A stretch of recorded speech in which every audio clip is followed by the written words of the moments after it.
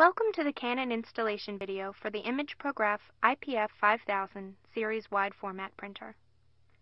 In this video tutorial, we will demonstrate the general setup procedures for the IPF 5000 series printer. Each of the steps is also included in the printed quick start guide that is included with this printer. The first step is to open the shipping carton. Do not tear open the carton. Simply cut loose the bands and lift up the box. Also remove the packing material and general contents from the top of the printer. You can install the IPF 500 onto a tabletop or stand that is sturdy enough to safely support the weight of the unit. Moving the printer requires at least 2 people, 1 on each end. Firmly grasp the carrying handles under each side, lift carefully, and place the unit gently onto the table or stand. If you're using a printer stand, be sure to attach the printer to the stand using the proper fastening bolts. Remove any tape or tags from the outside of the printer. Also lift the lid and remove the belt stoppers from the inside of the unit. Keep these belt stoppers in case you ever have to move the printer to another location. Remove the roll feed unit from the carton and get rid of any packing material and tape. Now, lock the roll feed unit into place, using the 2 thumb screws to attach it to the printer. Next, attach the output tray by aligning it with the guides and inserting it into the printer until it locks into place. There is also a cassette that should be inserted under the output tray. Connect the power cord. In this tutorial, we will demonstrate how to install the printheads on the IPF 5000 series printer. The same procedure is also used to change the printheads when needed. These steps are also described and illustrated in the printed quick start guide. With the power cord plugged in, press the power button and turn the printer on. The display screen on the printer will guide you through the entire process, with a series of prompts, starting with an on-screen prompt to open the top cover. The next prompts will instruct you to open the printhead fixer levers and the printhead fixer covers. Now remove the printheads from the carton and carefully open the packaging, holding the printhead on the sides by the grips.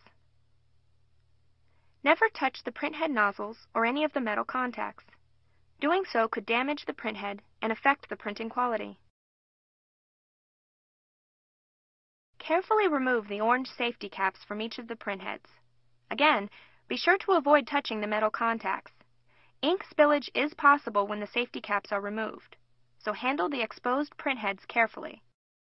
With the nozzles facing down and the metal contacts toward the back, insert each printhead into the carriage. Push down firmly and close the printhead levers and covers to lock each printhead firmly into place. Once the printheads are properly installed, you will be prompted to close the top cover. The next step is the installation of the ink tanks. This tutorial will demonstrate the procedure of installing the ink tanks on the IPF 5000 series printer, which is also covered in the printed quick start guide. There are 12 different ink tank cartridges on the IPF 5000 series printer. Each one is color-coded to correspond with the 12 separate ink tank holders. Take each ink tank packet, one at a time, and gently agitate it from side to side 7 or 8 times by simply turning your wrist. Do not shake the ink tank aggressively. Shaking could cause the ink to sediment, which could affect printing quality. After gently agitating the cartridge, open the pouch and set the ink tank close to the printer. Continue to agitate and open each packet until all 12 ink tanks are ready to install. Next, open the ink tank cover and the ink tank lock lever for each holder. Hold each ink tank by the grip as you insert it into the color-coded holder, with the ink holes facing down. Be sure not to touch the ink holes or metal contacts as you insert the ink tank into the corresponding holder. As you insert each cartridge, press down the lock lever and tank cover to secure the ink tank. A red light will indicate that the ink tank is securely installed into the holder. With the ink tanks all installed and locked into place, you will be prompted to close the cover and wait while the printer automatically fills the system with ink. This takes approximately 14 minutes on the IPF 5000 series printer. Once the system is filled, you will be prompted to load the paper. This tutorial will demonstrate the proper procedures for loading roll media into the IPF 5000 series printer, which is also covered in the Printed Quick Start Guide. We're going to select the roll paper setting on the function menu and load the roll paper that is provided with the unit. Remove the roll paper from the carton and square the edges on both sides of the roll. Next, remove the roll holder and slide off the roll holder stoppers.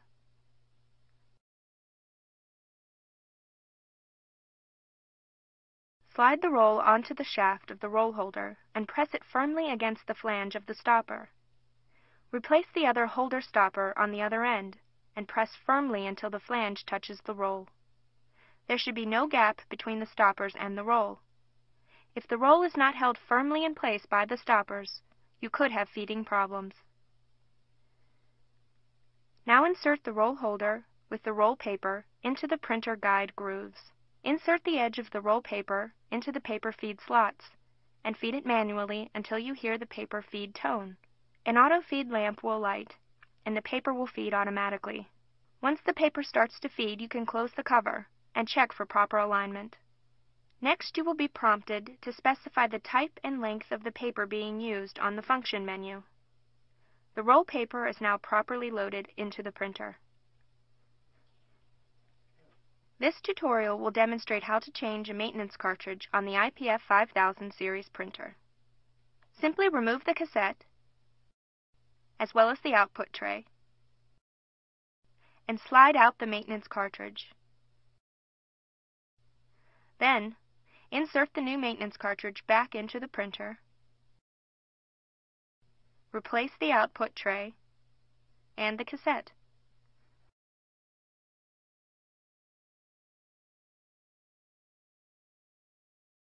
With the cassette in place, press the information button and wait about 5 seconds for the initialization process to take place.